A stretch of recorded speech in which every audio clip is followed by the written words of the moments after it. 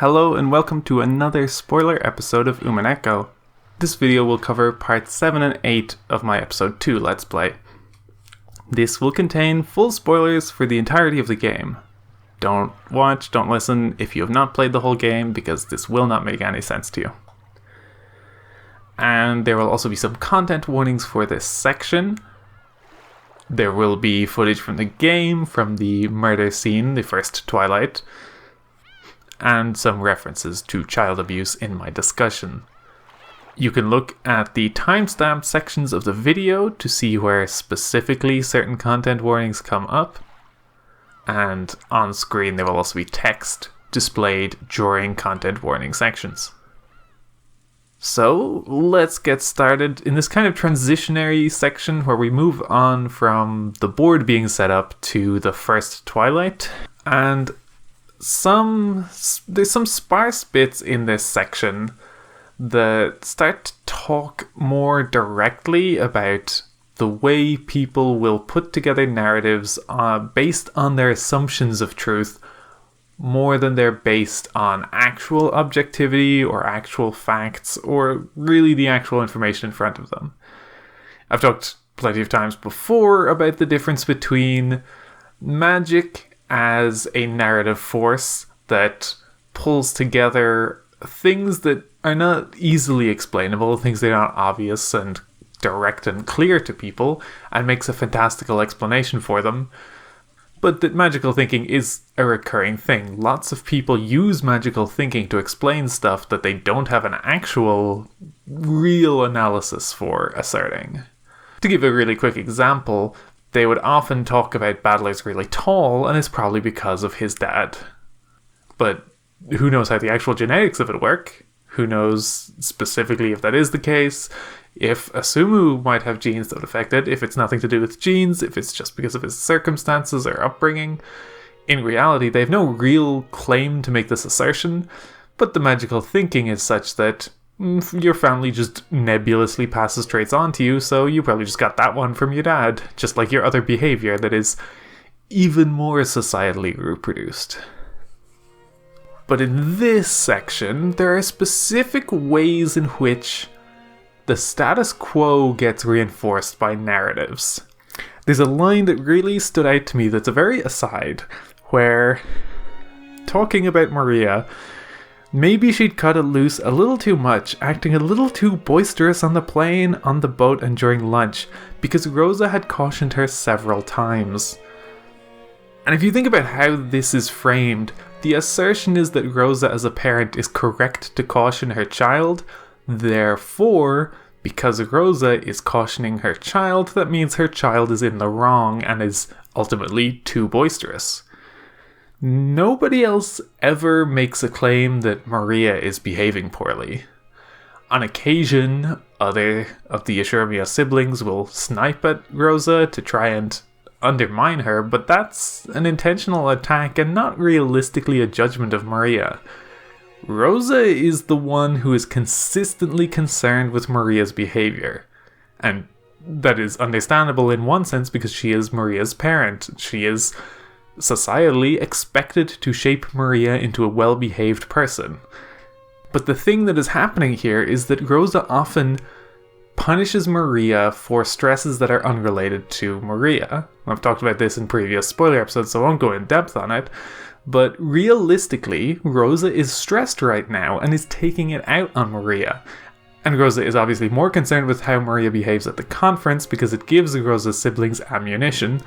But in the end, Maria is doing nothing worse than normal.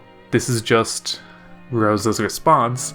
And yet, the other children like Jessica, Battler, George, they're all willing to buy Rosa's alibi that Maria must be particularly poorly behaved. She's being just too boisterous. And if Maria hadn't been boisterous, things would be fine and she wouldn't have been punished. When really the source of this is not from Maria, it is in fact from Rosa's own stressors. And also in this conversation with Jessica, George, and Shannon, it is interesting how they compare George and Battler in this section. Battler's not in it. Battler's not in this section very much, but they do discuss him.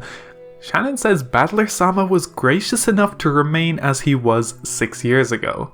That feels very interesting because of how recurringly we talk about how people change, how there's a different person when you've been gone for 6 years. It's a long time to just develop, have different ideas and thoughts and experiences. Effectively, it is unlikely that you will be the same person again. But especially Shannon saying this is very notable because Shannon was expecting Battler to return because of a thing he said 6 years ago. His sin comes from 6 years prior. To Shannon in particular, that would be very important. She plays it off very casually in this section, and to me that almost reads as her having moved on. In a way that Beatrice herself has not and cannot. Not yet, anyway. But especially with the way that it highlights Battler being as he was 6 years ago, when he was just a kind of carefree, casual, and like trying to be cool, but not really invested in the things he was saying. Yeah, quite a lot of that in some ways does still hold true. He's not that invested in the specific things he's saying. He has not grown or learned very much in the 6 years, at least with respect to Shannon, Beatrice, etc. And in fact, a lot of his growth comes about over the course of this game. But then, by contrast, we know that George was... I forget the specific ages of this, but George was like 17 when Battler was 12 and Shannon was 12, and he was jealous of how smooth a 12-year-old boy was about talking to a fellow 12-year-old girl, and that really ate at George. And George was a very unsociable and angry boy who just expected things to be handed to him and didn't know how to deal with those. And George very specifically changed himself. He understood that he needed to be a different person. Needed is maybe a loaded way to phrase that, but as far as he was concerned, needed to become a new person. And he did that. He's made an intentional effort to change. And not even in 6 years. From the implication, it sounds like in 3-ish years, he became a different person, and that's when him and Shannon started to develop a relationship. Nebulously, it's a little bit hard to nail down, especially because they don't see each other very often. It's only when he happens to visit the island. George even has a line where, if you don't see a boy for 3 days, you should watch him closely. 3 days is such a short time compared to 6 years that it feels like a marker. It feels unusual to claim that Battler has not changed. And presumably Battler has changed, but in a certain essential way, he behaves the same as before, in a sense that makes it feel like maybe he has growing up to do that he has not been addressing, and again, will be addressed over the course of this game. And in the same paragraph, George even highlights that he is still growing, he still has changing to do. It is not a one and done process. He is developing himself into a person that he feels can be Shannon's husband. In the next section, there is Gohda being a jealous little boy, where he wants to be able to serve the witch Beatrice, their special guest, because it hurts his pride to make his delicious meal and literally not even get to see her, and have a child, Shannon, go deliver the food in his place. And there's an interesting thing here that I feel is important and is key to understanding Beatrice and her limitations as a witch. Gohda ranks lower than Shannon and Canon because of the one-winged eagle ranking system. It is effectively a specific way that servants are placed above other servants regardless of their specific age, experience, skills, etc. Notably, Kumasawa does not have the one-winged eagle. She has been around, it seems, about as long as Genji, even though she maybe has quit now and then. But Shannon and Canon do get to have the one-winged eagle. So this is a specific marker of these people have privilege and prestige above everyone else. which Gohda doesn't like, because Gohda is a proud person who wants to feel as though he is a particularly accomplished person and wants to be rewarded for his efforts. But the reason this feels particularly important is because this shows the ways in which a ranking system doesn't necessarily give you actual control, prestige, or power in a situation. Despite blatantly outranking him, Gohda is still talking down to Shannon, being condescending, undermining her, and criticizing her work. Now, you can imagine with the Ashuramiya ranking system, you can attempt to do this, like Natsuhi did in the first episode, to say Ava, and then Ava will just beat her down, and everyone around her will just kind of quietly accept, yes, this is the ranking order, so she is correct. Natsuhi can't talk to Ava like that, technically. And it is enforced there. It is a rigid rule in how it works. But that's because it is a rule people believe in. In a sense, it is a golden truth. It is a shared understanding of the ranking system that it is both correct and good and should be adhered to. Battler questions it in episode 1 and thinks maybe this isn't such a good thing, but that doesn't mean that he's necessarily counteracting it in any active way.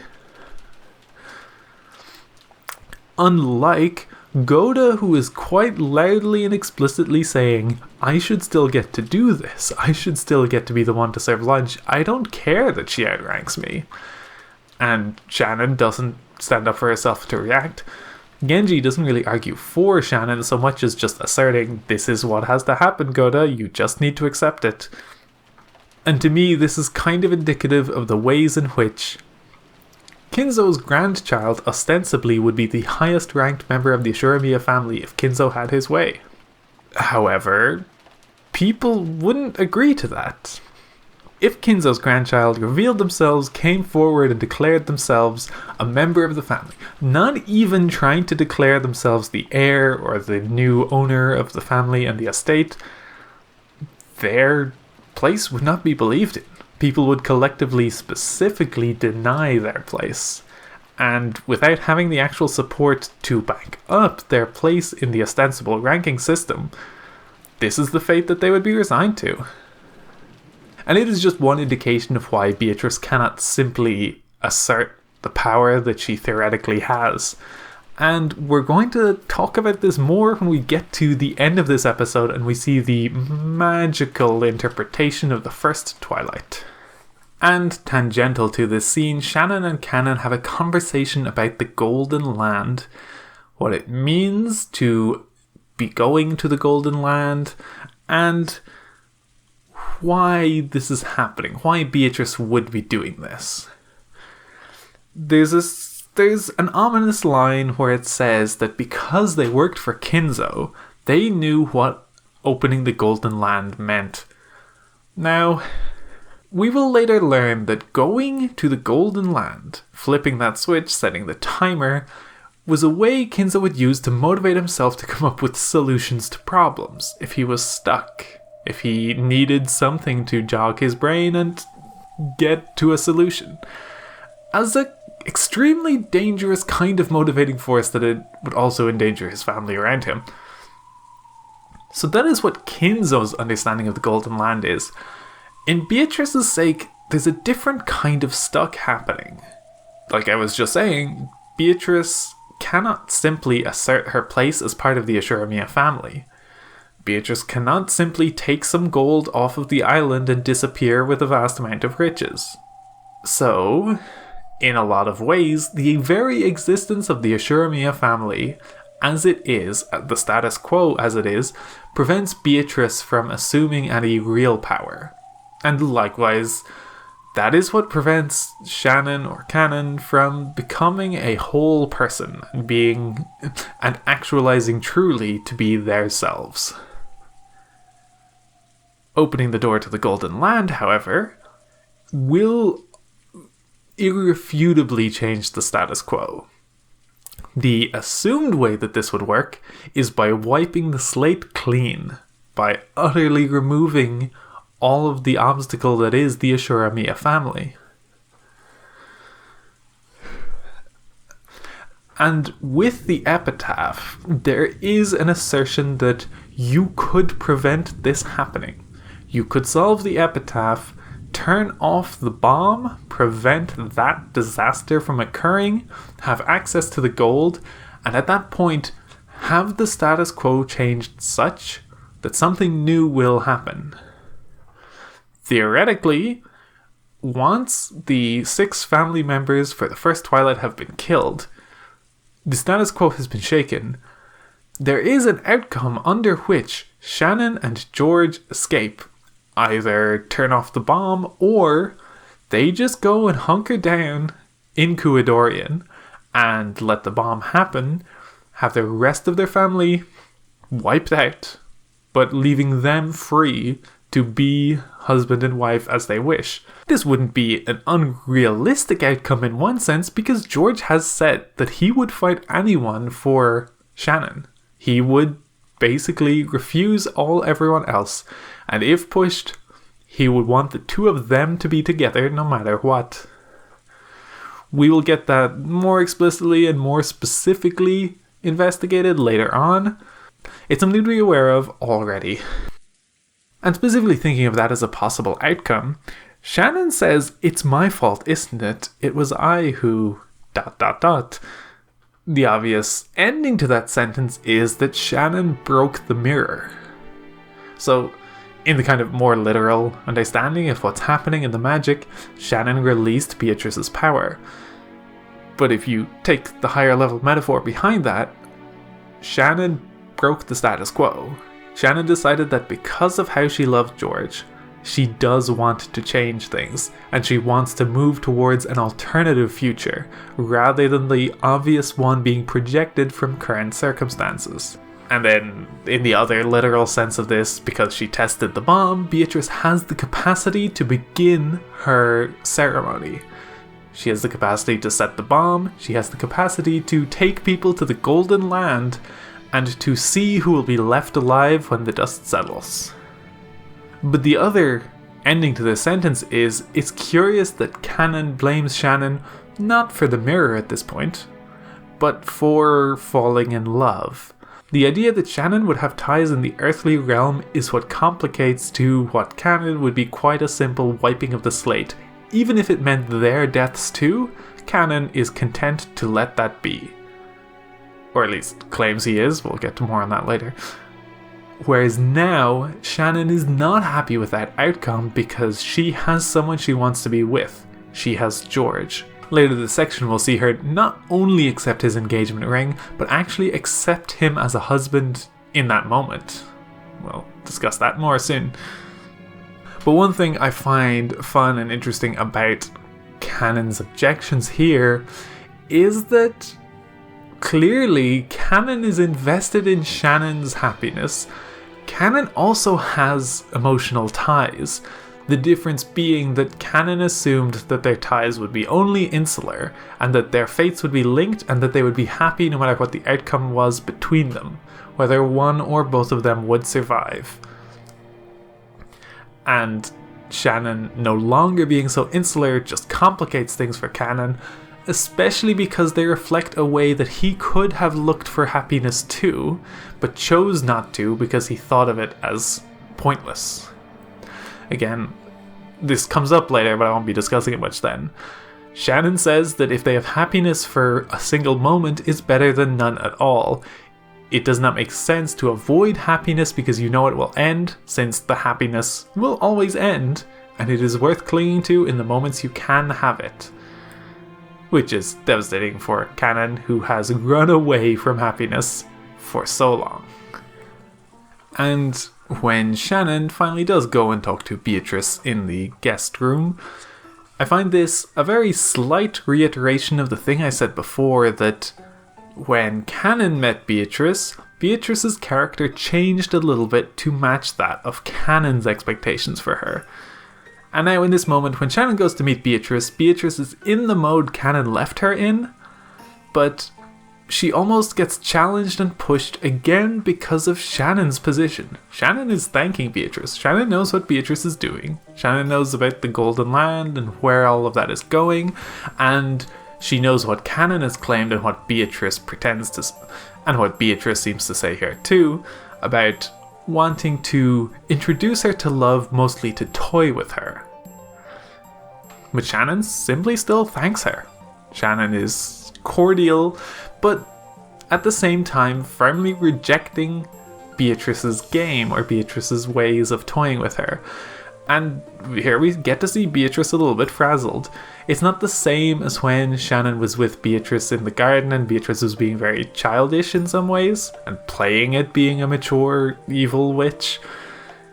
But in this moment, Beatrice is definitely caught off guard by the way Shannon responds to her, and it humanizes Beatrice yet again, and it makes Beatrice seem a little less overbearing, and in some ways shows the hollowness of Canon's characterization of her.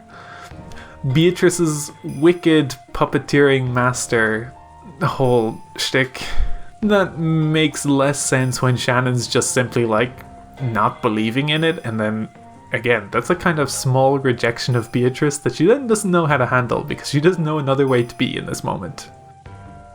In particular, there's an interesting line where Shannon says, "I don't believe the cruel fate that's coming is something controlled by your will." She says it's fate, a roll of the dice, and that there's no malice in it, and that even if Beatrice claims there is, Shannon won't believe it. Shannon is again asserting that Beatrice isn't really an evil witch. Beatrice is a person who is projecting a particular image of herself, but that image is a fabrication, that even if there is degrees of truth to it, is not simply the complete and utter truth. Which is an interesting thought I will hold on to for when I start to speculate more on the how of the mystery, because I'm fairly sure Beatrice is heavily involved in the murders in this section, but I half think there may be some complicating factor where somebody else is also involved or messing with plans in this section, in this episode. And I'm not 100% convinced of that, and it's still quite early, but it's an interesting thought to bear in mind later. But another way I do read this, about it being fate and not being fully controlled by Beatrice's will, is both that Beatrice, despite being the master of furniture that will carry out the Twilights for her, she is still not in total control of her furniture, because furniture does not actually work that way. And likewise, circumstances have pushed Beatrice into this situation. Beatrice is not a being of perfect agency who just decided that this was the one thing she would want to do, but the circumstances of the status quo have led to the situation where Beatrice, knowing what is and is not at her disposal, has chosen this particular path. I find it curious that Beatrice's response to Shannon's defiance is to ask whether Shannon can keep up that resistance in an endlessly repeating cycle of death and rebirth. Both because, from what I remember, Shannon pretty much does consistently hold these opinions. And also because, in a sense, what Beatrice is asserting here is that this is a naive viewpoint. And that's definitely a read I have on Shannon broadly, is that she is presented as being in love, having a loving relationship, and loving George in a way that can be very much read as naive. Baddely's original sin of him telling Shannon that he'll be back for her, and then her belief in it, is again being naive. But there's a kind of cynical element to just asserting that because someone has a positive and optimistic belief, it is just naive, because there's no proof necessarily of it. But there is no real proof of a person loving you. That is just a thing you have to accept and believe in. Likewise, Shannon simply has made peace with what her life is, could be, and will be, and that she cannot prevent the ceremony that is going to happen, but she will do her best to make the time she has count and be happy with the person she loves, which is anathema to Beatrice, because Beatrice has been a victim of abuse. Beatrice has been a victim of abuse masquerading as love, so she has an extremely cynical read on people, their motivations, especially when it comes to them claiming love for a woman that is mostly a desire and a need to control and own. And lastly, it is revealing that this resistance, quote, struck far more deeply into the witch than Shannon herself thought, because an expression of hatred once again rose to Beatrice's face. And this hatred is very curious to me because I could simultaneously read this as a jealousy at the idea that perhaps, maybe, Shannon has found a legitimate love.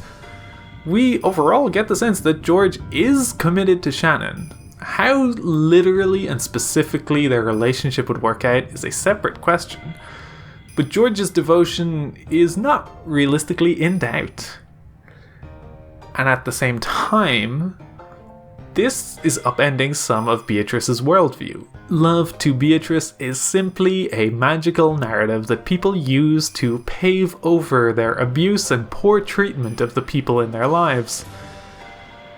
However, Shannon's asserting that there is a love that is real and worth believing in, and that upends Beatrice's entire premise for starting the ceremony in the first place. And to briefly repeat a point from earlier, talking about the magical narratives that adults put together to make sensible things the truth instead of necessarily noticing the real truth underneath. Just like with Maria being dismissed as misbehaving and that's why Rosa has to abuse her. When talking about Beatrice and how the servants talk about Beatrice, the Ashurumias regularly assert that the servants are being effectively forced and coerced into discussing Beatrice this way because of Kinzo, which is a way that they dismiss something that contains some truth inside of it that they never interrogate. It contains a huge sin of Kinzo's and a terrible generational abuse and failure of the Ashurumiya family that gets unexamined because they're so quick to dismiss things adults are doing as, well, they don't really believe it, and it's just for the sake of their employer who has agency and control over them. Importantly, when talking directly to Rosa later, when they're alone in the little gazebo section, George similarly dismisses a sincere belief of Shannon's because, again, he just assumes to him it doesn't make sense, therefore she can't legitimately believe in it. And this is yet another demonstration of how Shannon, Canon, Beatrice cannot expect people to accept them as real humans because of their worry of how dismissive people are about things like this. Maria herself, in Evil Maria mode, highlights this when she asks Battler why is he asserting witches don't exist, and Battler's just said because they just don't, and Maria mocks him, and it's very fun because she basically calls Battler ignorant, which is true, and says it is a reckless suspension of thought, which is again characteristic of Battler. But yes, when George is talking to Shannon, it is interesting to note how often when they're talking, and this is also true of Canon when talking to Battler and other people, both Shannon and Canon are very responsive to what people say, because they are often waiting to know how the person feels before deciding how they will respond. The specific bit of section where George is talking about Beatrice. George says, I think you've probably come to respect Beatrice and think of her as something like a guardian god of the mansion. So when a person appeared actually going by that name, maybe you were a little disturbed. And this is after George already having dismissed the idea that Beatrice could be a witch or magical at all and must just be a normal, intangible person. In response, Shannon, after many dots, says, that's right, I guess that must be the case. Shannon does not sound that convinced here. To me, this reads more as Shannon going, I guess this is the kind of series of events that George is willing to believe. This is what George can understand as the truth, so this is what I can expect him to see as the narrative. And in this scene, Shannon is quite dejected here as she thinks about what this means for her and George. And in direct response to this line of Shannon's, Shannon has a downcast experience and George is at a loss because he doesn't understand the ways in which he is undermining her worldview and causing an issue here. He ends up cheering her up by highlighting the difference between him and Battler. He makes a romantic promise to her that's even fantastical when talking about his castle, the way Battler talks about riding in on a white horse. But the difference with George is he both has a material plan in place and a timeline. Battler said he'd come back. George is now saying, I think you will need to wait 3 years for this. But because I don't want you to wait 3 years with literally nothing, I am making a promise to you that is material by giving you an engagement ring, and it is up to you to decide whether or not you do want to engage in this waiting or not. George is much more concrete in the promise he is making here. To be fair to Battler, Battler was 12 at the time, and George is double Battler's age? Well, nearly double Battler's age. But it is a meaningful difference in how he is operating, and that is part of what reassures Shannon that he has a love coming from a genuine place and is not merely offhandedly suggesting that he cares.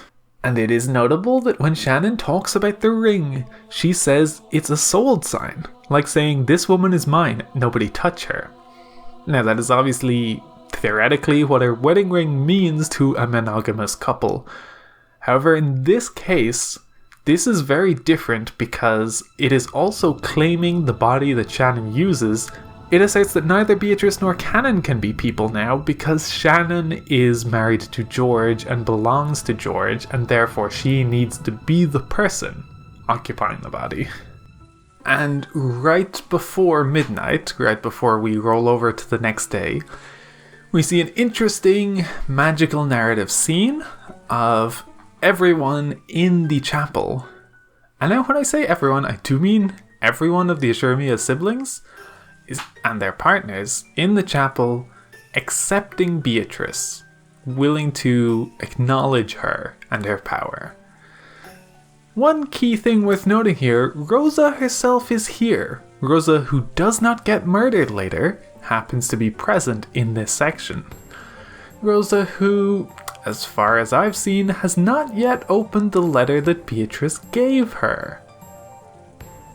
Rosa getting a lot of suspicion thrown on her this early. I'll have an actual section discussing the How of the Mystery in my next spoiler episode when we'll have actual red truths to work with. But suffice to say right now, there's a lot of suspicion being thrown on Rosa.